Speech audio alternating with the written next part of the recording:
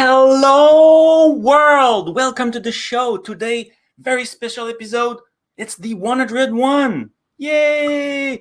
And today with me, we're talking about Power Platform, and I have April. Hello, April. How are you? Hey, good, Frank. So happy to be here with you on your 100th episode. Yeah, welcome back. You were a former co-host every Friday on season 1, and very happy to have you on this episode today.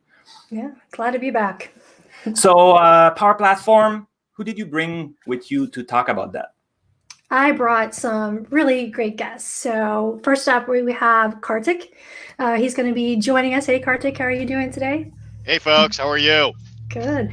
He's got some great talk about Power Apps and Power Platform CLI coming up. We also brought in Natalie, who's a PM. She's going to be talking about our Independent Publisher Connector program. Hi, Natalie. Hello, world. Great. And we also have Max. He's here going to be talking about some Power Virtual Agents goodness. Hey there, Matt. Hello, everybody. Hello, world. And my good friend Hugo Bernier. Hey, Hugo, how are you doing? Hey, I'm wonderful. How about you? Good. Lots of Power Apps portals goodness coming up with his talk there too. So really looking forward to it. Lots of great guests today for this Power Platform 100th episode. Oh, wonderful. And we'll also have like a special segment pre-recorded by Juliet, who's usually backstage with us, talking about the Power BI Women Summit. So really looking forward to learn more about that. So how long, if it's your first time on the show, what we do have all those, this way, we have all those speakers doing their little demo. And after that, we do a live Q&A. So in the chat right now, or in the comment section, if you're watching on demand, leave your comment and we'll make sure to bring it to them and ask them. And also, we have a question of the day. Do you want to let us more about that, this question of the day? Yeah, I'm excited for this question today. So what I'm dying to know is what connector would you like to see in the Power Platform that's not currently there? So one of the things that makes the Power Platform so powerful is our connector models. So really dying to hear what everyone wants to see that's not available there yet. So use that QR code or the short link there, or just comment in the chat wherever you're watching and let us know, give us some feedback, what connectors are not there right now, but you would love to see in the Power Platform so that you can start integrating those into the apps that you're building. Wonderful. And I will leave the form they're available online for a while. So even if you're watching on demand, I think that's very valuable feedback. So don't hesitate. I know I will, because I have tons of ideas. So I think that's my chance. Yeah, for sure. And we got a good session coming up later where we can talk about how community can maybe build some of those connectors. So that's a good reason for that question right there. That will be wonderful. And all along we'll have we'll be talking about the show notes, because don't try to remember any link or anything. We'll have a link. There it is in the description, and all the information, all the links, all the information about the speakers are in the show notes. So after the show, of course, you will be able to go there and learn more. But now I think we should start with our first guest. So who are we bringing first, April? Let's bring on Kartik, because I really want to get him on and talk about some cool Power Apps CLI, Power Platform CLI stuff. Kartik, how are you doing today? I am doing good. Cool. Hold on, I'm cut off a little bit. There we go. There you go. Yeah, I'm doing great. So thank you for having me. Yeah. So why don't you start off? Why don't you tell everyone a little bit about what you're working on, what your day-to-day looks like? Sure. So I'm responsible for making sure that the cool citizen devs that we currently have in the Power Apps world work seamlessly well with our pro devs on the other side. So my job is to make sure that we build the right kind of experiences for pro devs so that we can actually build a constructive fusion team, which is what we're seeing with in a lot of organizations that are now adopting Power Platform, is that it's not just this citizen dev, but it's also the pro dev that need to kind of work along together. Awesome. So I think along those lines, you have a pretty cool demo for us on how some of this Power Platform CLI stuff works and enables the pro dev integration. Absolutely. All right, let's check it out. Let's go. I heard Power Apps is a lot about less code and things like that, but is there a tool or what like for the pro dev or the developer like me, how can we join that party? Well, I'm glad you asked, Frank. We've been spending a lot of time in kind of bringing together citizen developers, as we call them, and professional developers, or pro code developers. And we've been building tools to kind of have them both participate in a meaningful way, which we call as Fusion Development. And recently, we just announced something major for a lot of these pro code folks like yourself, actually integrating a lot of the Power Platform CLI integrated directly into Codespaces. Let me show you. Excellent. All right. So here, as we all know, we go into GitHub, and typically a lot of us go ahead and clone. Well, this time around, GitHub announces support for Codespaces, and all it is essentially a container that runs inside your website. So I could be using this on my iPad and actually doing full-blown development in this case. So here I have my empty repository, all right? And now I'm going to go ahead, just like any other extension that I install in Visual Studio Code, search for Power Platform, all right? And I will go ahead and install that extension. Now, one thing I would like you to note is when I'm installing this extension, it already knows the fact that it's actually installing in CodeSpace versus something locally on your local desktop VS Code instance. All right. So now I've gone ahead and installed this, and you'll see the bottom right corner over there. It'll tell you, hey, this is initialized and it's available in your terminal. All right. And now when I open up, I have this entire UI experience that is there in my on my page, and it looks a lot like the Power Platform UI, but I'll be in a developer context. All right. So now what we're going to go do is create some structure. So here I'm creating some folders. All right. One called Solutions, the other one called Controls. And within Power Platform, you have this notion of something called as UI controls. All right. So if let's say you and I are doing development, and I tell you, by the way, when you build a new app inside Power Platform, this is the common theme that we have, and I build a control for it. All right. So you can just source that control into your app and then build the business logic that you want to go build on the UI, and not bother about themings and things like that as such. All right. So as you move along this process, now what I'm doing in this case is I've just gone ahead and imported that solution file directly from my Power Platform environment. And guess what? For a developer, this just looks like any other Visual Studio project. All right. I can look at all the relevant files. It's got JSON in it. All right. And I can also go ahead and refer and add this new set of UI controls directly into my development environment. All right. So here I'm going to go ahead, modify, add a few references here in my command. All right. And what I'm now doing is initializing my control space. And when I'm writing my PCF controls, these UI controls, it's essentially TypeScript for all intents and purposes. All right. And all the libraries that I'm using are from a standard NPM node head point. So these are not Microsoft proprietary libraries. You can take any NPM library that's there and bring it in.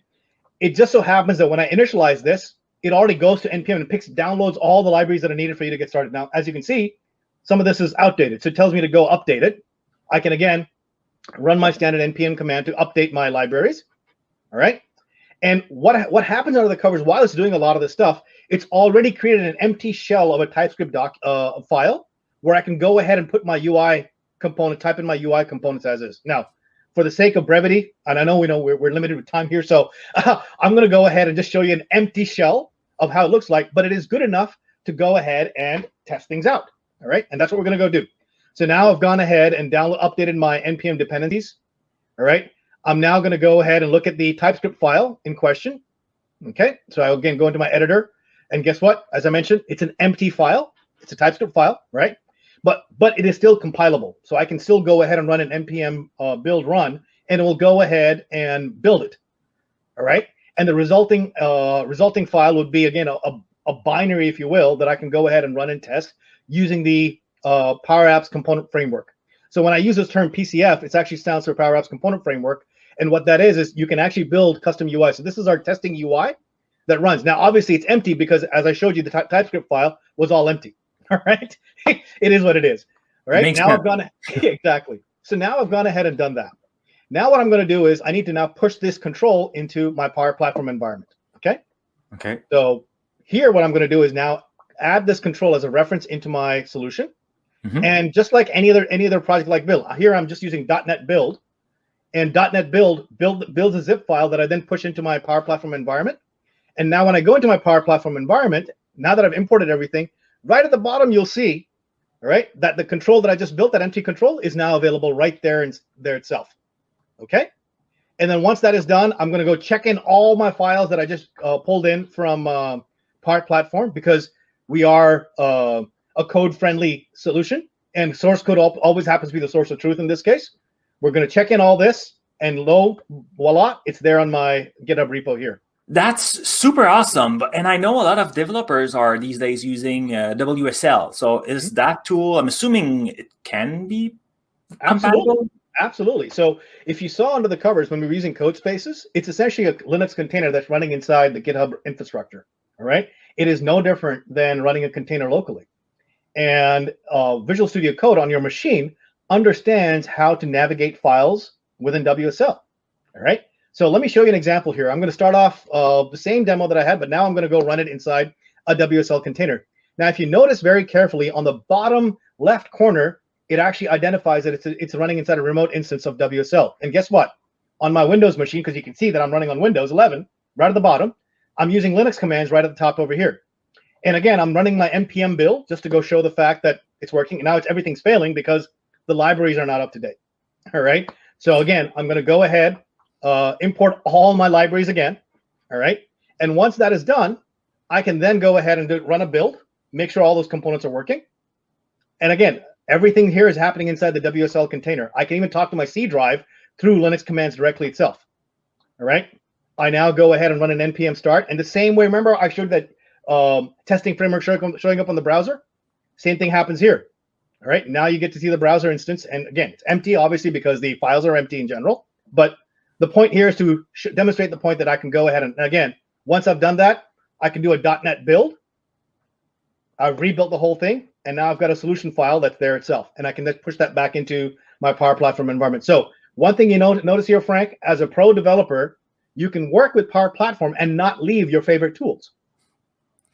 That's really awesome. I love that. And now I will go see what the audience have for questions because I'm sure there's a ton of them. Oh, I'm looking forward to it. That's cool. I was reading a question and I have one. So I know, April, you were supposed to start with a question. Do you see it in the chat? Yeah, I see a great one from David there, asking, will this work in GCC, so government cloud Power Platform environments? I have great news on that part there. We are actively working on porting this over to the government clouds. So very soon you'll be able to do exactly what I just demonstrated on public cloud, also in the GCC environments as well. That's cool. Awesome. You heard it here, David. Breaking news. Yeah, Good news. Just get informed that. I have a question that's come from me. So there's tons of CLI. There's the Azure CLI and the blah, blah, blah CLI. So you demo a few things you could do with that CLI. Anything else we could what can we mess with that CLI? So with that CLI, you can do a lot of things. Just to be very clear, there were times where the intent of that CLI was to come up with a common denominator capability across not just Windows but across Linux and Mac. So you can actually do a lot of those capabilities, the same set of capabilities, not only just inside containers but also across these platforms. So that's one. Two, you're able to also do admin functions, as in create environments, remove environments, do things like be able to do things like ephemeral environments, as in build up and tear down, a lot of those kind of functions. And as a tee up to some of the work that Natalie and team are doing, we're in the process of actually bringing in some of the custom connector creation capability back into the CLI itself, so you can have a code first experience to go create a lot of the custom connector componentry directly from the Power Platform CLI. Awesome. That's great. I like it. Awesome. Well, yeah, so that kind of ties into another question that I had then, which someone did bring up in the chat. What was that VS Code extension? So how is that different from the Power Platform CLI? So the Power Platform CLI is a standalone MSI that's available there. What we did was we wanted to kind of bring it into an integrated IDE experience. So the logic is essentially the same, except the fact that the extension inside VS Code works across Windows, Mac, and Linux. And just as I demoed, it was running inside a Linux container there, but that's the intent. The functionality is absolutely identical vis-a-vis the standalone CLI that we offer for download versus what's available as a VS Code extension as well. That's cool. I have a question. So as an old developer, fusion for me means something. It was a tech. It used to be a Yeah. tech. Yes. But I hear the term a lot, fusion development, and I'm pretty sure we're not talking about that old thing. So can you explain what fusion development means? Absolutely, absolutely. So, as I prefaced our when we were talking, as I prefaced in our discussion, the fact that, when we talk about Power Platform and everything else, is the citizen devs, can have an idea and build really cool front end apps and everything else. Well, those front end applications are only as good as the back ends to which they talk to, right? And those citizen developers are not necessarily building a lot of those front ends, or rather also building the back ends. The back ends are actually built by, quote unquote, old developers like you and I. Thank All right. Thank you. Hey, I put myself in there too. And so fusion development is a paradigm where you have these back-end developers. That's what applications are. Applications are front ends and back ends being orchestrated together and being built together. All right. So that's the whole idea. The notion of fusion development is actually, it's a paradigm in which we see the application from an end-to-end perspective, as in the front end and the back end being orchestrated properly, and at the same time building in experiences in which pro-code developers and citizen developers work together. Wonderful. Thank you.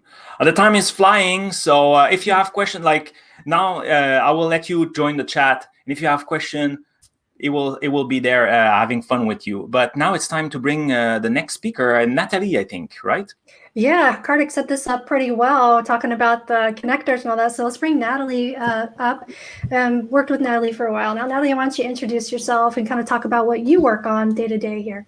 Yeah, sure. So I know the title of my presentation today is Independent Publisher Connectors, but even beyond that, I also focus on other connectors that we get from API owners, from some big names like Adobe to also some small and mid-sized companies.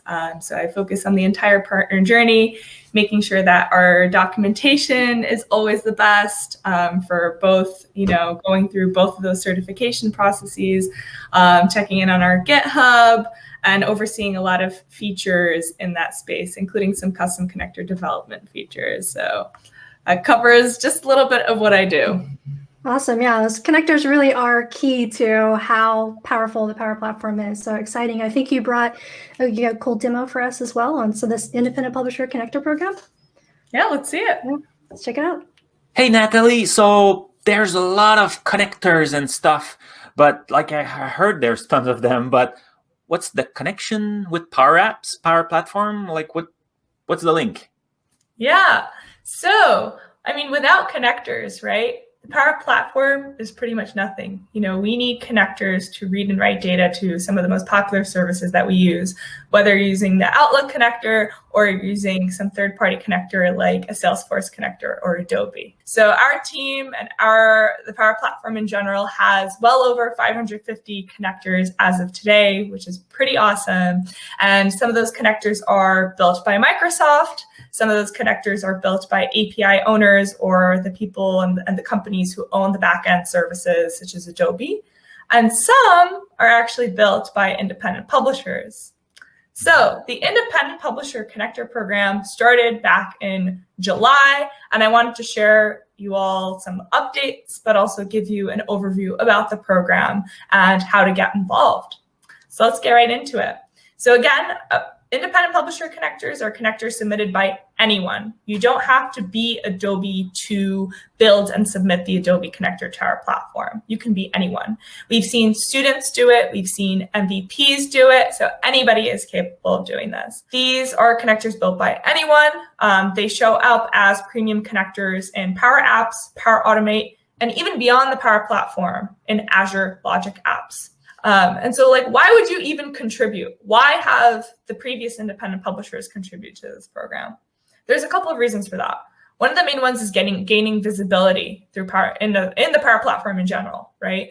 So when I show you a little walkthrough of the product, you'll see that the person who built the connector is featured directly within the product, is featured in the documentation. So it's a really great way to, build your brand. And it's proof that, hey, you know what you're doing. You know how to build a connector. You also have maintainer rights on your connector. And you can work with other people. And so we've seen a couple of connectors that were submitted that were built by 2 or more people. Receive the official stamp that your connector has been validated and certified. Again, it goes through a certification process, both manual and automated, all within GitHub. And of course, it counts as an open source contribution for MVPs and for anyone else who's interested in joining an open source community and contributing. The reason why this started in the first place was because people wanted to submit their connectors to our platform, and there was no other way to do that. And of course, the last main benefit is relatively new, Credly certificates and badges. So I have an example on the right that we recently put out. So we have 3 different stars signifying different levels of contribution. But as long as you contribute to our repository, you at least get the first star. And if you build a connector out fully, you get a 2-star badge. So, and if you build out more, you get a 3-star badge, right? So there's a lot of opportunities to kind of get involved and get excited about this. So we have 38 connectors in production today.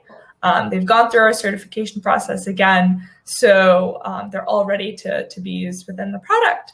And so what I'll do now is I will show you how customers can use independent publisher connectors in Power Automate. So here we have Power Automate, right? So I just quickly put down a trigger. And so I've chosen the Etsy connector, which was built by Troy Taylor, and you'll see his name very shortly. And you can see that Troy has spent a lot of time on this connector, making sure that it's super useful with all these awesome endpoints that he has. If I click on any of them, right? If I click on any of these actions, let's just see what it shows up. So you always see the connection name and the API key, of course, depending on the authentication. But this is what the user is required to provide. And then you can see that it's published by Troy. You get this little heads up that, hey, this is an independent publisher connector. Here's what they do. You see the overview of the connector and also when it was last updated. So this is super helpful. And you can also learn more about this connector on the connectors page within here or within the documentation. So each connector, of course, comes with documentation as all others do, right? And you can see that this is available across Logic Apps, Power Automate, Power Apps. And you can see, again, who built it, what's the backend service, what's the privacy policy, and you can take a look at all the actions a little bit in more detail than they are in the product, right? So this is a really good reference to kind of learn more about it. I mentioned that all these connectors are in GitHub. So this is where most of our connectors lie, even beyond independent publisher connectors. But let's zoom on into the independent publisher connectors folder. So again, whatever's in the product is also in here. If we go to Etsy or any of the others, if you're curious to see, the README file, which actually gets turned into the documentation, which we'll talk about later. You can also see the Swagger file, the API properties file, and everything else. So there's full transparency here about what the connector is doing. So let's go back to the presentation now that I kind of gave you a bit of an overview of the product, the documentation, and GitHub. I wanted to walk through how to submit a custom connector to the Independent Publisher Connector Program, especially if some of you have built custom connectors in the past or you're new to this area. So step 1, building one, right? Some of the independent publishers have built a custom connector years ago, and then they decided to open source it on GitHub, right? But we also see that some people, it's their first time building a connector in general. Beyond our documentation, you can also take the learning module to learn how to build a custom connector. Highly recommend that one. And then you will prepare your artifacts. So you have 3 artifacts. We saw a little sneak peek of that in the GitHub. The API definition, which is a Swagger file, API properties, which talks about authentication, and the README file, which is directly put into the documentation.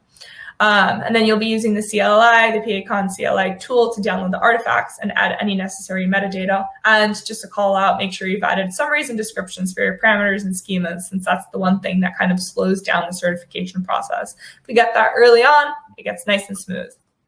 And then you submit to GitHub, right? So you create your pull request, you title it, if it's Etsy, independent publisher, paste screenshots to show that it works, because we want to make sure that we get the heads up even before we start doing our verification, so there's not too much back and forth. Step 4, you'll get a lot of comments from Shrikant. There'll be some back and forth, and the process takes about 2 weeks or a little bit longer than that, depending on how many issues there are with the connector. And then, of course, you can submit an update to the connector anytime after it's deployed.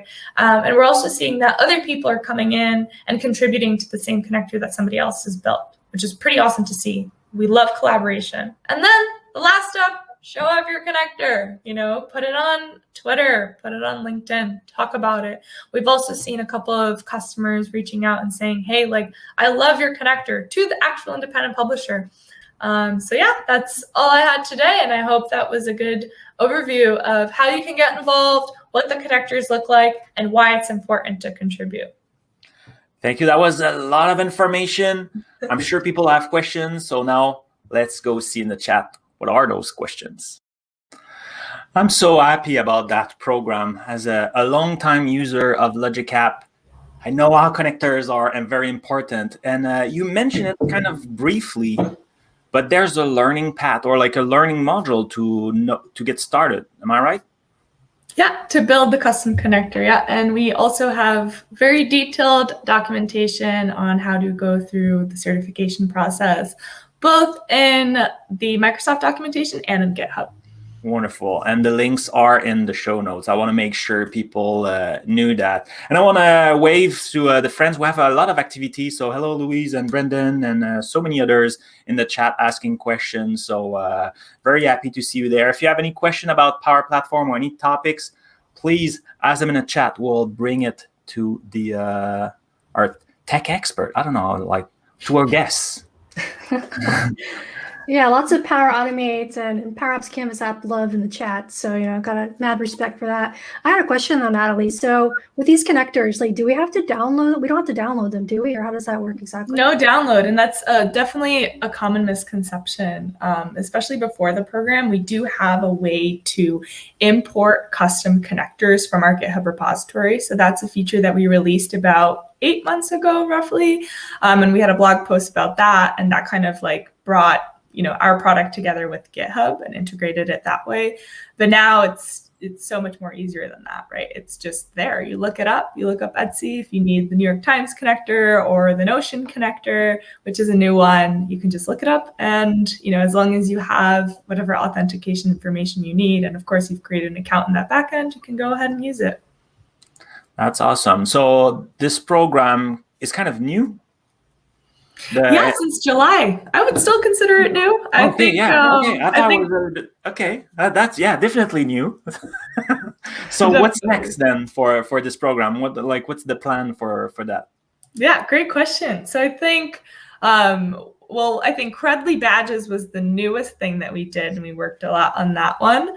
Definitely more benefits, definitely being more transparent on usage for these connectors to the actual independent publishers. We've been getting a lot of questions how's my connector doing, right? Of course, people can always put issues into the GitHub and open that up, and we've seen customers do that here and there.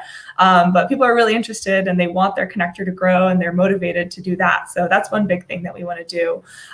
There's also creating a rating system for connectors, and this is something that we've heard from both customers and independent publishers. So being able to provide on a scale of 5 stars, how good is this connector? How good is the functionality? What other functionality do we need? So we're thinking about feature-wise what we can do, and we're also taking in a lot of feedback that we've heard and trying to iterate very quickly to make sure everyone's happy. Wonderful. Well, Natalie, I will let you continue in the chat answering those questions and having fun with everyone over there. There's a big party. And we'll bring our next guest. So, April, who's next? Yeah. So we're trying to cover the whole Power Platform today, right? We've covered Power Automate, Power Platform, CLI, Power Apps, and all that. Now let's bring Matt up, and he's going to be talking about Power Virtual Agents. Hey, Matt. Hello. How are you doing? Hey. Good. Why don't you tell everyone about your day-to-day and what you do and what you're working on? Sure. So I work in what we call the Power Customer Advisory team for Power Virtual Agents. So my job is really to work with the engineering team, but also work with customers who are deploying Power Virtual Agents, help them be successful, but also kind of take back learnings from them, build tooling and build guidance to help them deliver it successfully. Wonderful. Wonderful. But we did a recording for a demo, but it wasn't you. So I was going to say, I'm about to become a lot less British and a lot more Canadian, and this office is about to become a lot less like a building site and far more organized. As you're talking to my Builderbot co-host, we do a little webcast too, Kent Weir. So he's going to talk you through this new feature. Okay, let's look at it. Hi, Kent. So there's many ways to interact with a chatbot, a robot, but most of the time, like as a user, I need to start that conversation. Is there a way to do it the other way around? Yeah, Frank. So there's actually a new feature that was just released at this past Ignite that allows you to go ahead and to proactively engage in a conversation. And so maybe what I'll do here, I'm just going to flip to my slide deck and just to help illustrate this specific concept. So what we see on screen here is what a typical conversational AI exchange looks like. As a user, you want to be able to perform some task. Like I need to update my benefits as part of my job and my yearly enrollment. And if you remember to do that, you can go ahead and interact with the chatbot, and the chatbot will be able to help you out with that. Now, what we're talking about here is like the opposite scenario, where the bot, who's probably better at remembering things than we are, can go ahead and allow us to now, can go ahead and prompt us to go ahead and to complete our benefits enrollment. And so I've got a bit of a demo that I can show that just really illustrates this. And let's go ahead and flip over to Power Automate. Yeah, you got me. I want to see it now. Okay, so I'm in Power Automate, and you might be asking, okay, wait a minute, I thought we were talking about chatbots. But what we've got is some great integration between Power Automate and Power Virtual Agents with the help of Microsoft Teams. Now, there's a new action inside of Power Automate that allows you to post an adaptive card or a regular message to a user through the use of a chatbot. And so what we're going to do here is we're going to use this action, and we're going to select Power Virtual Agents as the post as, and we're going to post in a chat with a bot as the post in option here. Now, what we're going to do is we're going to go ahead and create an adaptive card. So that's what this JSON looks like. And we're going to see this in the demo in a more user-friendly manner. But this is allows us to provide rich text to the user to go ahead and to interact with. Now, what we can also do is direct it at a specific recipient, and we're going to actually pull that from Dataverse. Essentially, we're going to have a registry of all of our employees that we can pull from. And then we're going to go ahead and populate the chatbot called Contoso Corporate Bot so that this user will be able to receive that specific message. And so what we're going to do is we're going to schedule this job. We're going to schedule it every week, and we're going to go ahead and get a list of all of the employees that need reminders from Dataverse. We'll go ahead, we'll post this adaptive card, and then we're going to see what they choose to do. There's going to be two options. I have a question right now, just before we go too deep. Your trigger at the beginning, you mentioned like it was a schedule, but there's tons of triggers. So like, do you absolutely need to use a trigger, or there's other way to fire that flow?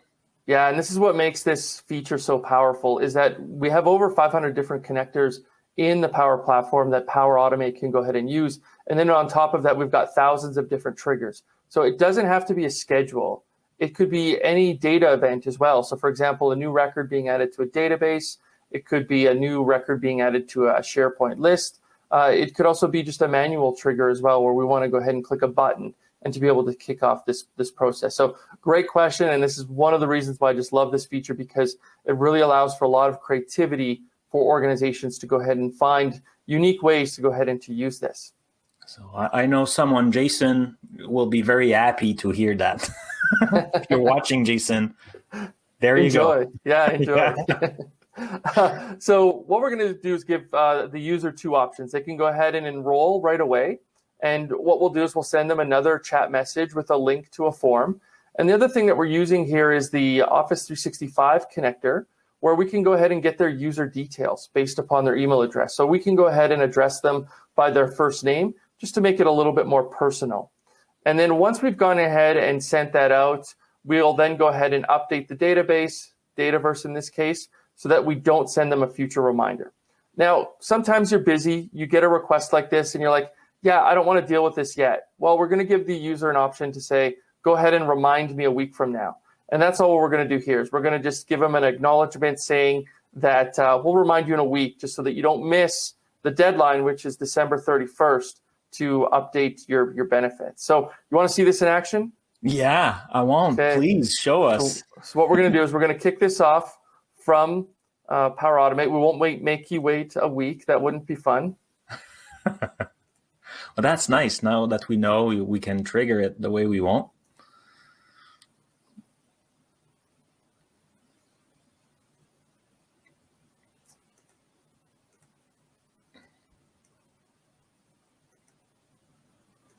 Okay, so we've gone ahead, we've kicked off our automated flow here.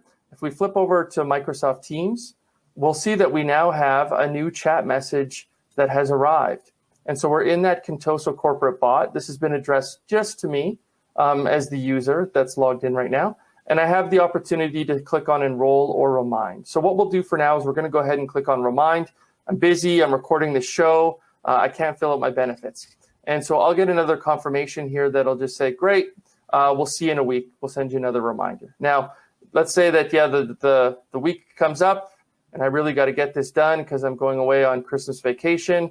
And so now we'll go ahead and use the alternative approach, which will be to enroll. So we'll see another message pop up here. It's an adaptive card, so we can control the formatting, make it nice and rich. And in this case, we're going to go ahead and click the enroll button. This signal is getting sent back to Power Automate, and then Power Automate sending us another chat message. And in this case, it's a link to a form that we need to go ahead and complete. So I could go ahead, complete this form, and have all of my benefits updated. And essentially, we've got Power Automate and Power Virtual Agents working together to orchestrate this together so that we've got this proactive messaging that's happening with our chatbot service. That's excellent. Thank you a lot for this walkthrough. And now let's go join back our chat to see the questions they have. Sounds good. That was cool. My head is spinning, like so many ideas of like what we could do with that, right? Absolutely, absolutely. I'm kind of in fire. I have so many ideas. Oh, I want to do this. I want to do that. I was chatting with Jason, and I was like, "Did you see that? Did you see that?" That was a lot of fun. And yeah, it was a quiet moment in the video, and I kept it on purpose because I wanted to show that it was kind of fast to deploy. But obviously, when nobody's talking, it looked very long. Yeah. Just, a little bit of awkward silence. Not a big Well, deal. I liked it. It was like, hey, that's different. That's not often. Yeah.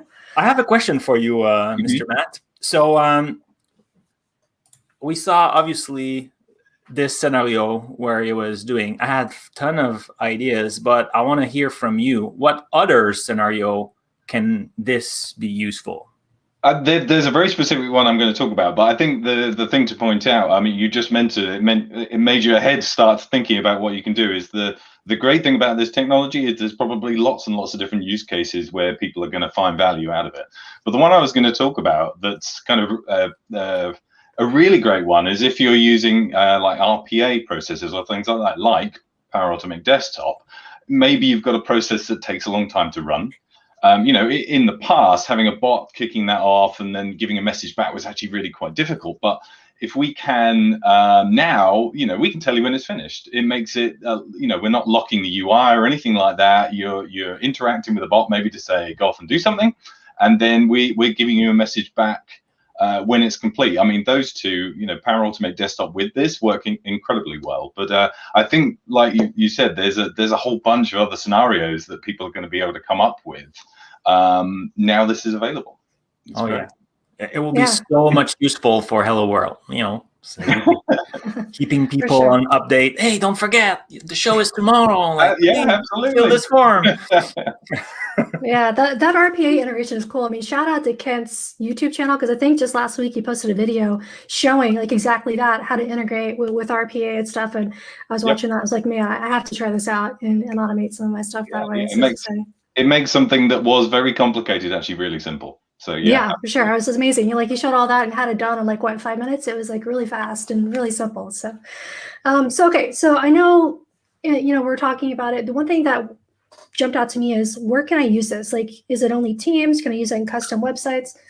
Yeah, I would love to be able to say we can use this everywhere, but the thing we really need to make this work is the persistent chat, and what you don't have that with a web interface. So this is really a feature for Teams right now, because we have to have a way in which we can call the user back. I think with web channels, we probably have to think about slightly different, orchestrations of interacting with the user. But on Teams, because it's always there. It's always, running on your desktop. It works incredibly well to be able to just push out that message when a process is finished. That's cool. We have about 1 minute, and I'm curious to know what are the prerequisites? That word is hard for me. The prerequisite to get started. There's a few. I won't go through the whole list. I think the main thing is, there are a few things that have to happen for this to work, and that you have to have the bot installed. So the user has to have installed it within Teams, and they have to have permissions, obviously, to be able to get messages from the bot. So those two things really have to be in place. There's a few others, and they're documented pretty well on the release notes, so I won't go into those. But basically, it's have it installed, have access to it, and then this can work. Wonderful. Well, thank you. And just like the others, now you can be free and go back to the chat. Now it's a segment where Juliet was meeting with Kelly to talk about the important Power BI Women Summit that just happened not a long time ago. So we'll watch that video and come back after. Hi, I'm Juliet, and I'm here today with Kelly Kay, who is the Power BI Community Engagement Lead here at Microsoft, who's going to talk with us a little bit about Power BI. Hey, Kelly. Hi, Juliet. How are you today? I'm doing great. How are you? I'm doing great also. And happy 100th episode. Congratulations. Hello, Thank world. you. Yeah, you're so special that you get to be on the 100th episode. We're so excited. All right. So we're here today to talk a little bit about Power BI. And I know that you had a summit earlier this month. And I was wondering if you could share a little bit about that, some highlights, and where people can tune in to watch it on demand in case they missed it. That'd be great. Thank you. Yes. Our first Power BI Women's Summit happened a couple of weeks ago on Learn TV. We were super excited about it. And we had a ton of great speakers, and our sessions were, from fireside chats to tips on good data modeling, talking about improving your tabular models, a lot of learning sessions, people you should know, allies, career advice, and community connection. So we had a lot of different kind of episodes from some great speakers. That's awesome. And I think this is all on demand. And is there a website people can visit or to find that information? Yes, absolutely. You can go to aka.ms/Power BI Women Summit, and you can see all of the on-demand sessions there. That's and great. We'd love for you to join us. Yeah, that would be awesome. It sounds like there's lots of learning to be had. So I know that during the show today, there's a few segments, and if people want to dive in deeper to any of the Power BI stuff, that would be a great place to start. So I also know that you are involved with the Power BI Women user group, and I was wondering also if you could share a little bit about how people might be able to get activated with that if they have some interest in delving in a little deeper. Yeah, absolutely. So the Power BI Women user group started last year, and we founded it because myself and co-founder Miko York and co-organizer Denisha Malone and Jackie Chiardi are all helping with all of the meetings that we have. We have 2 meetings a month, and one is a town hall, and we have a special guest speaker every month. And then the second one during the month is a learning session by women for women. And, we started, I suppose I started Power BI Women because growing up I didn't have anybody who looked like me doing Power BI or tech. Well, Power BI didn't exist when I was growing up, but doing tech. And, with my ethnic background, my parents didn't really think that that was a career I was going to follow. And so, we would love for anybody to join Power BI Women, anyone who identifies as a woman or who is an ally, because we'd like to show that anybody can do Power BI. And we have 3 missions. One is to support all women with Power BI. One is to grow the number of women-led user groups in Power BI. And the third is to expose kind of the up-and-coming generation to Power BI and help support them learn and grow with their careers, etc. Yeah. Oh, that sounds awesome. And then if people are interested in joining or learning more about that and finding out information of where they can attend the meetings, how would they go about doing that? anyone can go to aka.ms/Power BI Women. Or also, if you go to aka.ms Power BI Women Summit, you can find out more on MS Learn TV as well. So either link works, but we'd love for you to join us. And we have a lot to offer and a lot to give. Perfect. Well, that all sounds like a great place to start. And all of the links that Kelly mentioned today can be found in the show notes at aka.ms/Hello World Notes. So if you missed any of that, check out our show notes. And yeah, I think that's all that we have today. So thanks so much for joining us. And we'll get back to Frank on the show. Thank you, Juliet. Back to Frank in the studio. Like, I love it. That was great. Very excited with all those initiative with the women, try to help them, like everything. What do you think, April? I loved it. I had the opportunity to catch some of the sessions live. Really great conference there. So definitely check out the on-demand. I love Power BI Women Initiative and everything that they're doing just to get more women involved in the community there. Wonderful. But now it's time to move forward in the show for our last segment with Hugo Bernier. And I'm saying in French. Oui, bonjour. Also known as Hugo Bernier for us Americans out there. Yeah, aka Hugo. So hard. Thank you for having me on such a special episode. And also, like, I love that we're talking about all my favorite topics today. This is great. Thank you. That's wonderful. Yeah. So you're a new addition to the team, if I'm not mistaken.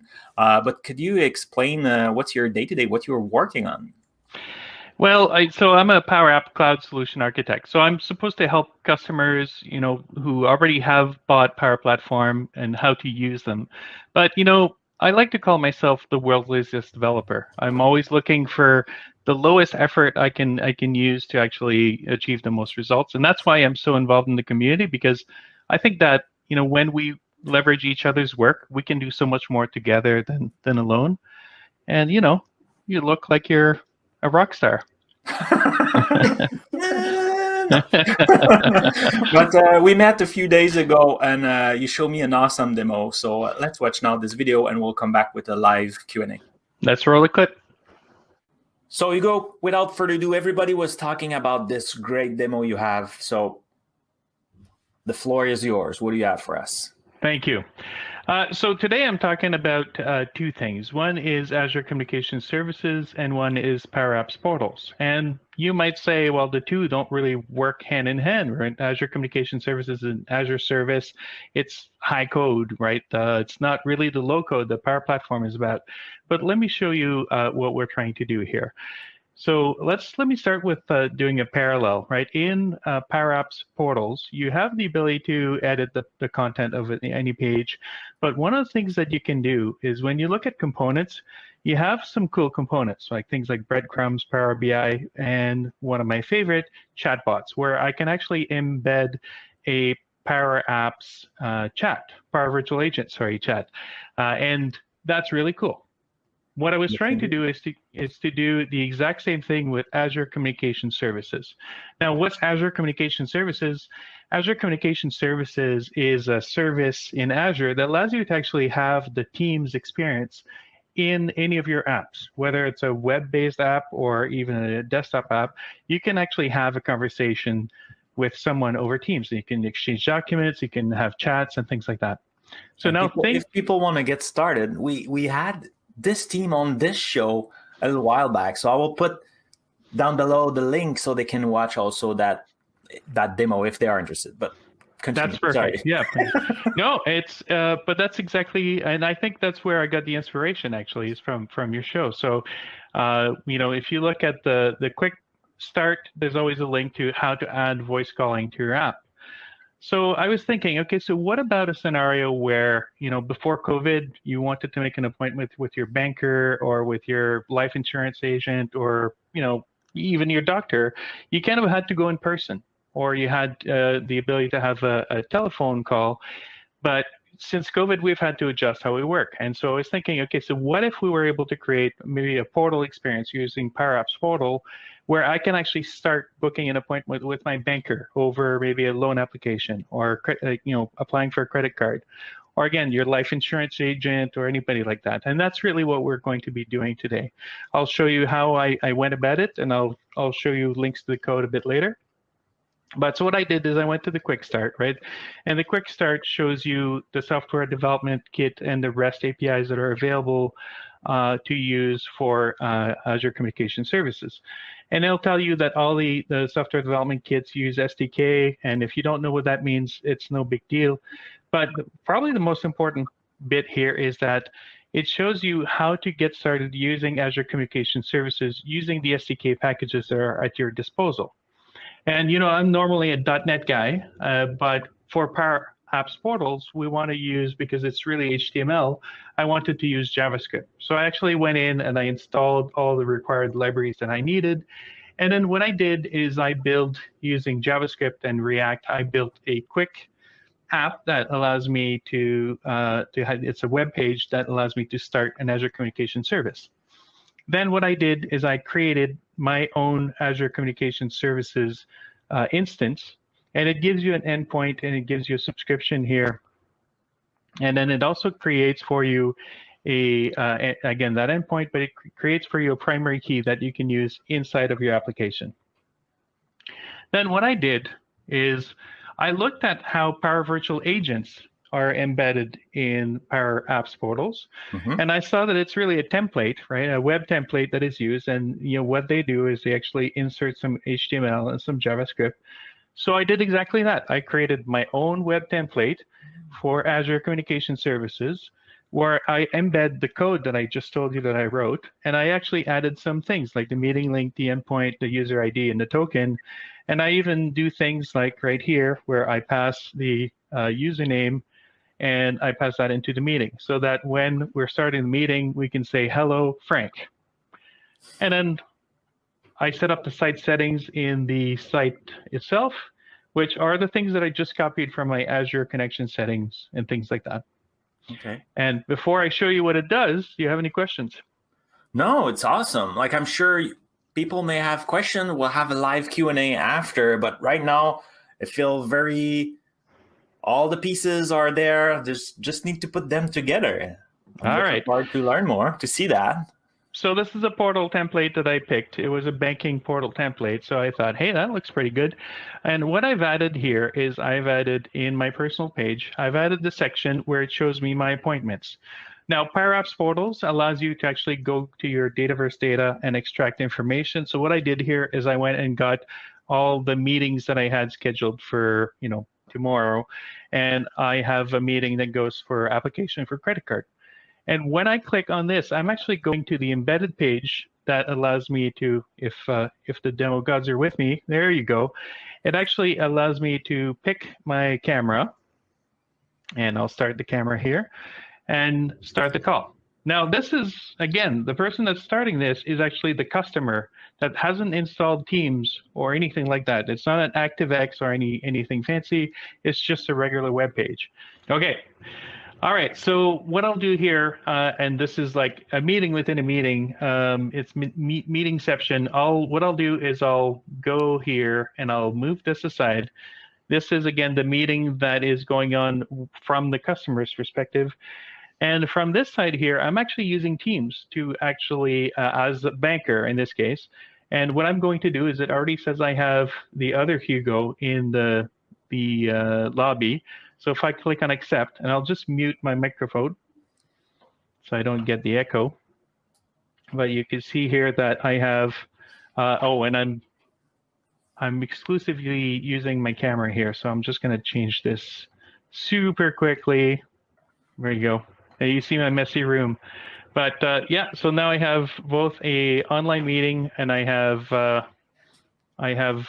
the meeting in Teams and I have the meeting in the browser, all using Azure Communication Services.